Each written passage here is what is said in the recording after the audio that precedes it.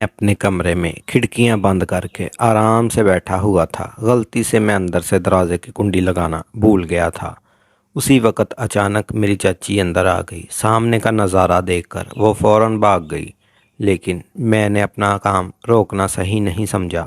जब मैं बाहर आया तो चाची बोली, क्यों समीर, अंदर क्या कर रहे थे? मैंने कहा, चाची आपको तो पता है। अब्बा, मेरे मुंह से आप क्या सुनना चाहती हैं? चाची बोली, वो सब ठीक है, लेकिन तुम्हें अपना कमरा बंद नहीं करना चाहिए था। मैंने कहा, चाची मुझे क्या पता था कि आप उसी वक्त कमरे में आ जाओगी। वैसे भी मैं कुछ गलत तो नहीं कर रहा था। चाची बोली, वो बात नहीं, लेकिन फिर भी तुम्हें पता है ना, जब कोई ऐसे काम करता है और कोई देख लेता है तो उसका मन भी वही सब करने को लगता है।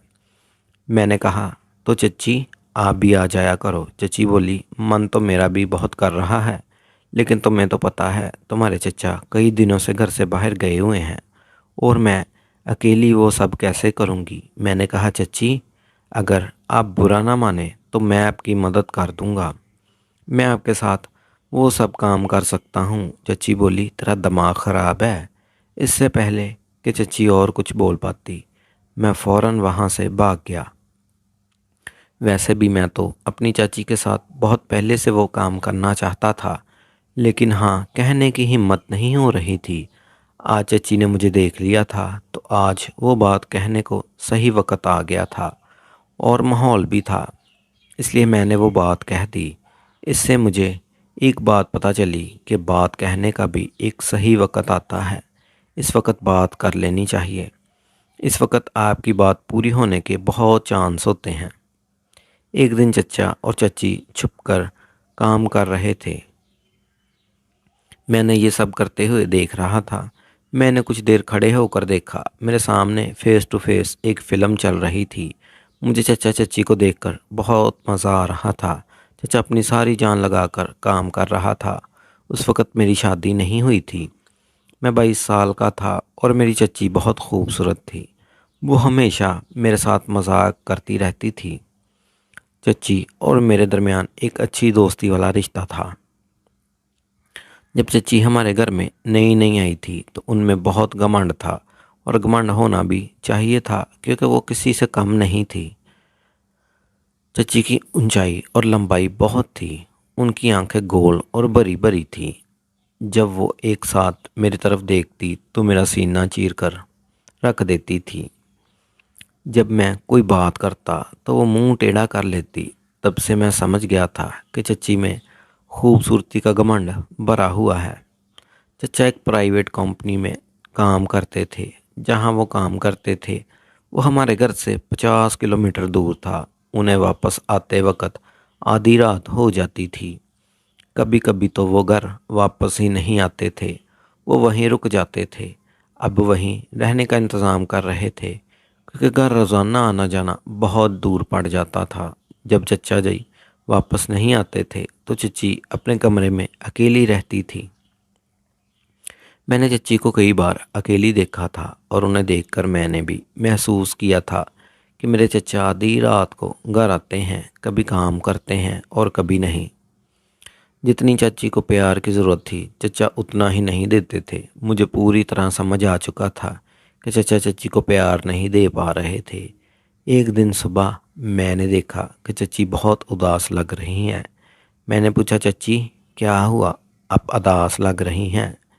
चची बोली, मेरी तबीयत ठीक नहीं लग रही। मैंने फ़ौरन मेडिकल स्टोर से दवा ला कर दी। दवा खाकर चची अपने कमरे में चली गई। थोड़ी देर बाद मैंने उनका हाल जानने कमरे में जाकर देखा तो उन्हें तेज़ बुखार था। मैंने कहा, चची चचा आज घर नहीं आएंगे? चची बोली, वो दफ्तर का काम कुछ दिनों के लिए बाहर गए हैं। मैंने कहा, अब क्या करूं? चची की तबीयत तो बिगड़ती जा रही है। तब मुझे अपने दोस्त अमान का ख्याल आया, जिसके वाला डॉक्टर थे। मैंने फ़ौरन ईमान को फ़ोन किया, ईमान तुम्हें एक काम करना है।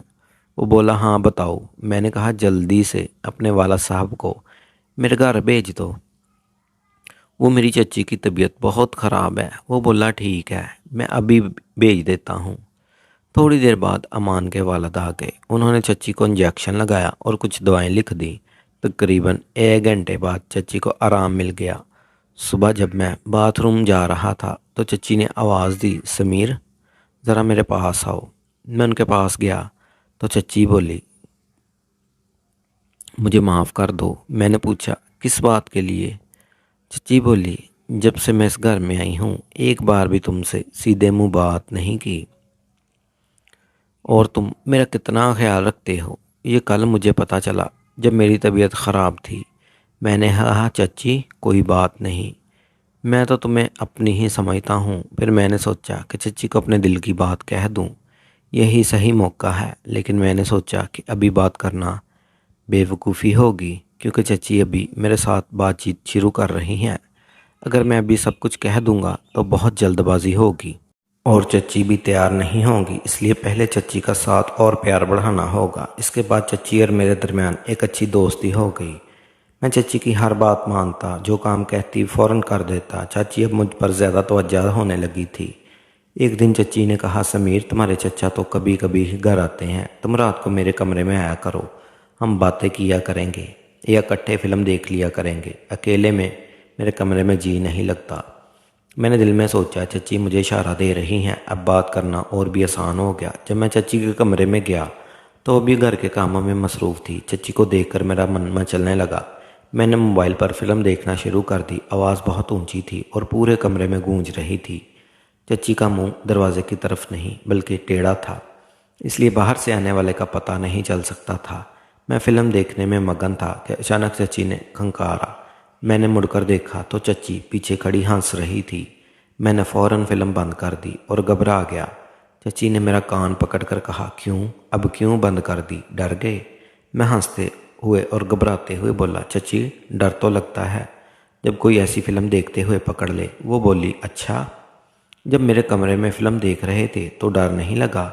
चच्ची कब आ सकती हैं? मैंने कहा, चच्ची क्या बताऊं, आपके कमरे में पता नहीं क्या, बस जब आना होता है तो मन मचलने लगता है।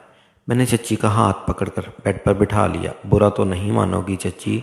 चच्ची ने कहा, तू कुछ भी कह ले, अब मैं बुरा नहीं मानूंगी। मैंने कहा, अगर मुझे बुरा मानना होता तो जो तुमने हरकत की उसे देखकर मैं तुम्हें कमरे से बाहर निकाल देती। मैंने थोड़ी नज़र झुका ली, फिर कहा, चच्ची जब तुम पहली बार इस घर में आई थी तब से तुम मुझे बहुत अच्छी लगती हो। चच्ची बोली, अच्छा जी, तो फिर क्या करें? मैंने कहा, चच्ची मैं तुम्हारे साथ एक बार। चच्ची ने कहा, समीर ये कैसे हो सकता है? अगर ये बात तुम्हारे चचा को पता चल गई वो तो मुझे नहीं छोड़ेंगे। मैंने कहा, चच्ची हम घर वालों की नज़र से छुप कर काम करेंगे। चच्ची बोली, नहीं मैं तुम्हारे साथ वो सब नहीं करूँगी। मैंने कहा, चच्ची मैं तुम्हें वादा करता हूँ कि हमारी बात घर के तीसरे शख्स को नहीं पता चलेगी। चच्ची बोली, पर समीर मैं तो तुम्हारी चाची हूँ। मैंने कहा, तो क्या हुआ, हम कुछ गलत नहीं कर रहे। चाची ने कहा, तो देख ले, चचा तो आधी रात को घर आता है थका हुआ, कभी कभी वो तुम्हें खुश करता है, कभी नहीं। मुझे चचा जी के बारे में सब पता है, बस तुम खुश रहने की दिखावा करती हो। चच्ची का चेहरा उतर गया और मैं समझ गया कि ये सच है। चाची बोली, हाँ समीर तुम सच कह रहे हो, बस वक्त गुजारता है। मैं चचा से बहुत खुश नहीं। तुम्हारा चचा बहाना बनाकर जल्दी सो जाता है, इतनी दूर से चल कर आया। अब मैं थक गई हूँ, अब मुझे नींद आ रही है। रोज़ रोज़ तो मैं उन्हें खुश करने के लिए ज़बरदस्ती नहीं कर सकती। इन्हें खुद सोचना चाहिए कि वो मेरा ख्याल रखें। वो तो तब प्यार करते हैं जब उनका मूड होता है, इन्हें मेरी कोई फ़िक्र नहीं। ये बातें सुनकर मैं चौंक गया। मैंने कहा, चच्ची तभी तो मैं तुम्हारी इतनी फ़िक्र करता हूँ, तभी तो मैं कह रहा हूँ कि मैं तुम्हें खुश कर सकता हूँ। चच्ची मैं तुम्हारी हर एहसास को समझता हूँ। तब चच्ची ने मेरा हाथ पकड़कर दबाते हुए कहा। जब चच्ची ने मेरा हाथ दबाया तो मुझे अंदाज़ा हो गया कि चच्ची के अंदर कितनी तड़प है। चच्ची बोली, अच्छा समीर तुम इतने एहसास समझते हो, कितने समझदार हो गए हो, मैंने तो कभी तुम्हारी तरफ ध्यान ही नहीं दिया। मैंने कहा, हाँ चच्ची मैं तुम्हें पूरी तरह समझता हूँ। चच्ची बोली, चल मैं सोच कर बताती हूँ, अब तुम अपने कमरे में जाओ। जिस तरह चच्ची ने मुझे कमरे में भेजा वो मुझे पसंद नहीं आया। मेरा मूड ख़राब हो गया, लगा था कि अब कुछ नहीं हो सकता। अगले दिन सुबह नहा कर बाहर निकला तो चच्ची भी आ गई। वो बोली, आज बड़ा स्मार्ट लग रहा है। मेरा समीर मैंने कुछ नहीं कहा और कमरे में चला गया। मैं चच्ची से नाराज़ था। थोड़ी देर बाद चच्ची मेरे कमरे में आई और बोली, क्या हुआ समीर, तुम मुझसे नाराज़ हो गए हो? मैंने कहा, आप अपने काम से काम रखें, मैं आपसे बात नहीं करना चाहता। फिर मैं बाहर चला गया। शाम को जब घर वापस आया तो देखा चचा जी भी आ चुके हैं। मेरा मूड और भी ख़राब हो गया कि कब मेरा ख्वाब अधूरा रह जाएगा। चचा ने मुझे देखकर कहा, समीर कैसे हो? मैंने कहा, ठीक हूँ चचा। फिर मैं कमरे में चला गया। थोड़ी देर बाद चचा ने मुझे बुलाया और कहा, आओ समीर, खाना खा लो। हम बैठकर खाना खाने लगे। मैं चच्ची की तरफ नज़रें उठा रहा था। चच्ची मुझे देखकर मुस्कुराने लगी और चुप रहने का इशारा करने लगी। चचा ने मुझे पहले खाना लिया और कमरे में चले गए। मैं आहिस्ता आहिस्ता खाना खा रहा था। तब चच्ची मेरे पास आई और बोली, क्या बात है समीर, तुम मुझसे नाराज़ हो? मैंने कहा, हाँ। वो बोली, तो मेरी बात क्यों नहीं समझ रहा? यह गलत है। मैंने कहा, इसमें गलत क्या है? चच्ची बोली, तू अपने कमरे में जा, खाना खाकर सो जा। मैंने कहा, मैं सोऊंगा या जागूंगा, आपको इससे क्या? मैं आज रात छत पर ही बैठा रहूंगा, बिल्कुल नहीं सोऊंगा। ये कहकर मैं कमरे में चला गया। मैंने ठान ली थी कि चाहे कुछ भी हो जाए, एक बार तो मैं अपना ख्वाब पूरा करके ही रहूंगा। जब सब सो गए तो मैंने कमरे का दरवाज़ा ज़ोर से खोला ताकि चच्ची को पता चल जाए कि मैं छत पर जा रहा हूँ। फिर मैं छत पर चला गया। वहाँ 2 मिनट बैठा ही था कि मुझे पायल की आवाज़ सुनाई दी। पीछे मुड़कर देखा तो चच्ची छत पर आ रही थी। वो मेरे पास आकर बैठ गई और बोली, तू पागल हो गया है? इतनी रात को यहाँ छत पर क्या कर रहा है? मैंने कहा, मेरी मर्ज़ी, मैं वही करूँगा जो चाहूँगा, आप नीचे जाएं। चच्ची ने मेरा हाथ पकड़कर अपने हाथों में लिया और बोली, समीर, अंदर से तो मैं भी तेरे साथ हूँ, पर अब हम वो काम नहीं कर रहे। ये हम दोनों के लिए अच्छा नहीं होगा, क्योंकि जो काम तू मेरे साथ करना चाहता है वो तो एक दिन ज़रूर करेगा, पर थोड़ा सब्र और अच्छा होगा। मैंने चच्ची की बात समझ ली। मैंने कहा, ठीक है चच्ची। सुबह चचा ने कहा, समीर, मेरी बात गौर से सुनो। मैंने कहा, हाँ बताइए। चचा बोला, मैं तुम दोनों को एक बात बताने आया हूँ। मैं अब दोबारा वापस नहीं आऊँगा। मैं कंपनी के काम से बाहर जा रहा हूँ। तकरीबन 6 माह बाद ही वापस आऊँगा। मैंने कहा, अच्छा चच्ची जी? चचा बोला, हाँ, और अब इसके घर की जिम्मेदारी तेरी है, तू अपनी चच्ची का भी ख्याल रखना। मैंने कहा, चचा जी आप बेफिक्र रहें, मैं इस घर की जिम्मेदारी संभाल लूँगा। और रही बात चच्ची की, तो चच्ची का मैं बहुत ख्याल रखूँगा, आप परेशान ना हो। चचा ने कहा, अब से 1 घंटे बाद मेरी ट्रेन है। फिर मैं चचा को स्टेशन छोड़ने गया। जब घर वापस आया तो चच्ची का मूड बिगड़ा हुआ था। चच्ची रो रही थी। मैंने कहा, चाची क्या हुआ, आप क्यों रो रही हैं? चाची बोली, रोऊं नहीं तो और क्या करूं, तेरा चचा पहले भी कई दिनों बाद आता था और अब तो सीधे 6 माह के लिए चला गया है। ये कहकर वो और भी रोने लगी। मैंने चच्ची को बिस्तर पर बिठा कर कहा, चाची कोई बात नहीं, चचा को अपने काम पर जाना ही था और मैं तो हूँ तुम्हारे साथ, तुम्हारी देखभाल के लिए। ये कहते ही चच्ची ने मुझे गले लगा लिया और उसके बाद तो बगैर कुछ कहे चच्ची ने मेरे साथ शुरुआत कर दी। उससे आगे की बात तो बढ़ गई, क्योंकि चच्ची अब बहुत दुखी थी और पूरी तरह तैयार हो चुकी थी। उन्होंने बगैर कुछ देखे सारा प्यार मुझे दे दिया। फिर मैंने भी पीछे नहीं हटा। चचा जो चच्ची को अधूरा छोड़ देते थे, मैं आज वो कमी पूरी कर रहा था। मैंने सारी रात चच्ची को पूरी खिदमत की। रात के तकरीबन 3 बज गए होंगे, तब जाकर हम दोनों सो गए। अगले दिन जब चच्ची उठी तो उनके चेहरे से साफ पता चल रहा था कि चच्ची वाकई खुश हैं। उसके बाद चच्ची ने मेरा हाथ पकड़कर कहा, थैंक यू समीर, जिस खुशी की तूने मुझे दी है इसके लिए मैं तो नहीं जानती कब से तरस रही थी। मैंने कहा, चच्ची आप तो मेरी बात ही नहीं मान रही थी, साथ ही देखो आज आपके चेहरे की खुशी बता रही है कि आप अंदर से कितनी खुश हैं। उसके बाद चच्ची ने मुझे गले लगाकर शुक्रिया किया। उस दिन के बाद मैंने चच्ची के कमरे में ही सोना शुरू कर दिया।